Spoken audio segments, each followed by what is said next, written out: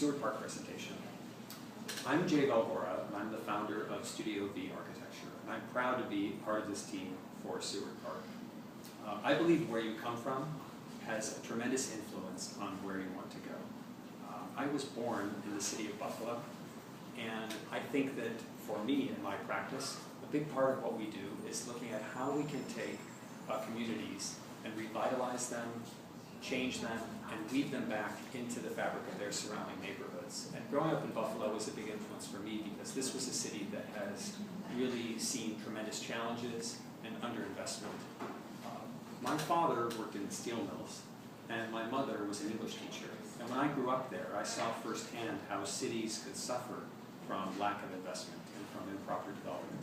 And it made me want to become an architect, and I was very much inspired by the incredible architecture there, the great culture, and yet the tremendous amount of change that was needed to make that into a vibrant community again. The architecture of the Lower East Side is very special. It really has an incredible scale. It's very finely scaled. And this is a big part of the way we're looking at it, where you can't look down on the architecture from above, but it really has to grow out of the streets. Our assignment on the team was to work on the buildings that are on the edges that really help make the transitions to the existing neighborhood. And this was personally exciting for me because I think it's very important to weave new buildings into the fabric of the neighborhood as if they were always there, and yet there's something new and fresh about them. We look a lot at issues like materials because there's really interesting palette on the Lower East Side of masonry, terracotta, but it contrasts with this delicate filigree of steel that makes up the storefronts, that makes up those amazing fire escapes and the stoops, and we've tried to reinterpret that in new and fresh ways.